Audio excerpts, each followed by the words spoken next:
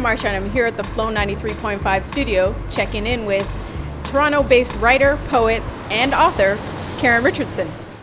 Blessed are you among women. Blessed are you among those who chose to keep their young ones. What inspired you to write poetry and start speaking spoken word? Well, I've been writing poetry since I was quite small. I would say my dad was a really huge influence, just in that I was one of those bookwormish kind of kids, and a lot of the time spending time by myself, it was just something that he would encourage me to kind of use those words and come up with my own sort of observations of things I was seeing. Performing spoken word started when I was in high school. I got involved with the Fresh Arts youth program, and saw a lot of poets my own age who were just up on stage doing their thing and talking about things that I had never really heard before in poetry, you know, like just real life experiences.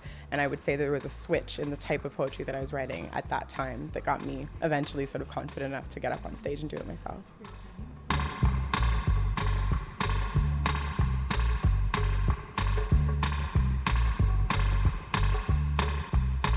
There seems like a natural marriage between poetry and music.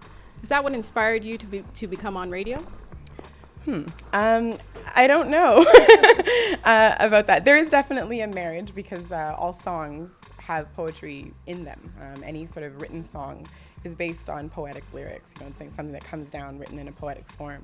I do a little bit of songwriting myself, and back in 2004, I spent a couple of months in St. Vincent and the Grenadines working with a newspaper down there, where I ended up having to participate in a lot of the cultural events that were going on just because the other journalists weren't interested in covering that stuff, and became aware of the music scene in the country of my ancestry, and hadn't really known that there was that much music being produced. I think when I came back here, at the time I was going to journalism school to learn how to become a little bit stronger with my writing, and ended up really taking a liking to the broadcasting side, so television and radio, and had made these links with the music community in the Caribbean, and eventually introduced myself to Dr. J, more so to give him music, to introduce him to some of the music that was coming out of St. Vincent and the Grenadines.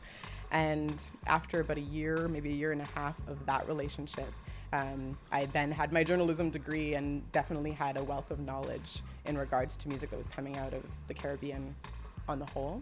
And that's where the Nurse Karen character came out of, just being an authority, the first one, the only one in the world that's actually like dedicated to soca news and kind of artiste gossip and things that are going on with the carnival scene.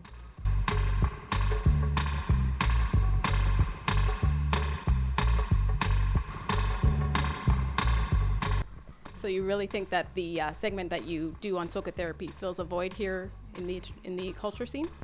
I don't know if it really fills a void. I think that part of the reason that I wanted to present news is, the most fans, when they listen to music, they don't care. You know, they don't really care who the people are that are singing it. They want to hear a good beat, they want to hear good lyrics, they want to be able to dance.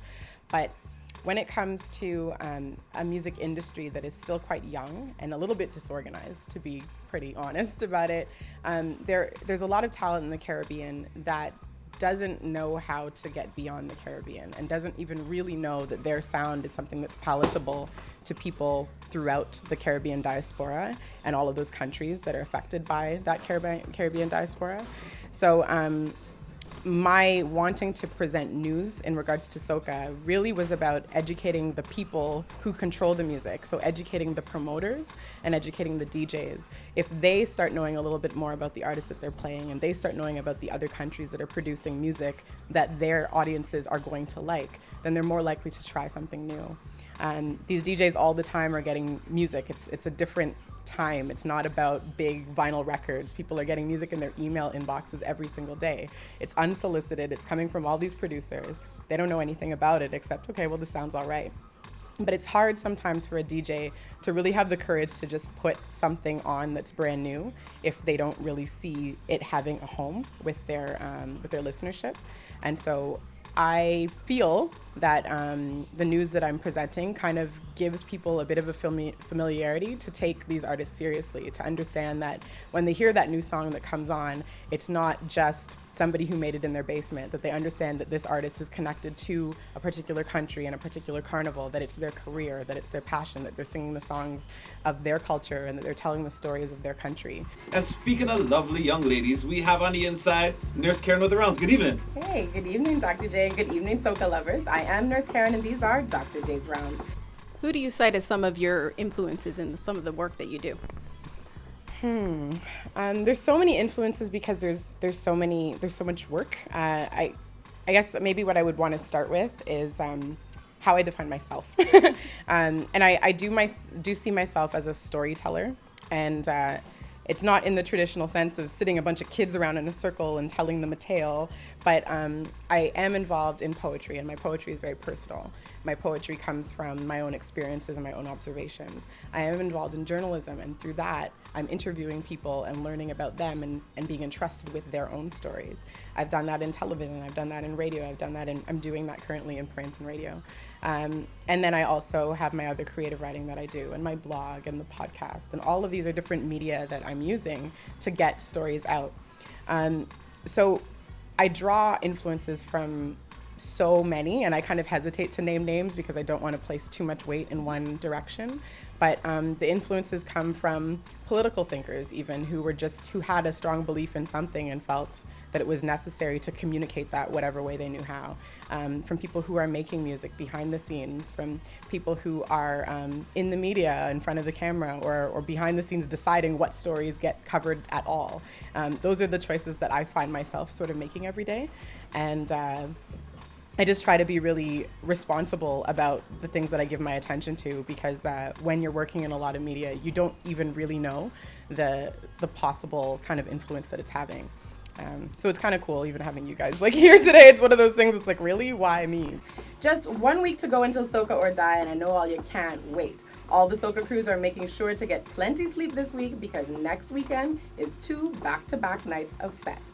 So Griots was a book that I co-edited with Stephen Green, and I think right around the time we met each other, we both were struck with the feeling of just knowing that you have something important to say. Like, we're both writers who would go to some of the open mics events and things that were going on in the city, and felt that our story was different. And different doesn't mean better or worse, it was just different. And sometimes when you have something that is different from what else is going on, it's very hard to find a home for it. And I had gone on to begin a poetry kind of open mic performance series that was going on once a week at a spot on Yonge Street, where in the process of doing that, I became introduced to hundreds, literally hundreds, of writers, singers, poets, actors, people who were creative, who were telling their own very different stories, but all living here in Toronto. So Griots was born out of that. It was out of realizing that within the African Canadian community, there are all these people that are lumped together in the media, and everybody is sort of told that we're all the same, and that we all say come from Jamaica, or we all like to listen to reggae music, or we all speak English, and those are not true statements about our communities. And Stephen and I kind of sat down and brainstormed the idea for an anthology that would collect the stories of life in Toronto from Black Torontonians with different viewpoints.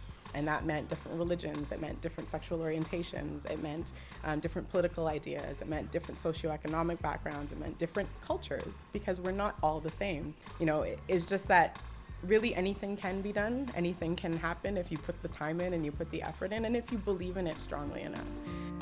May your soul now find rest among women, dear Mary.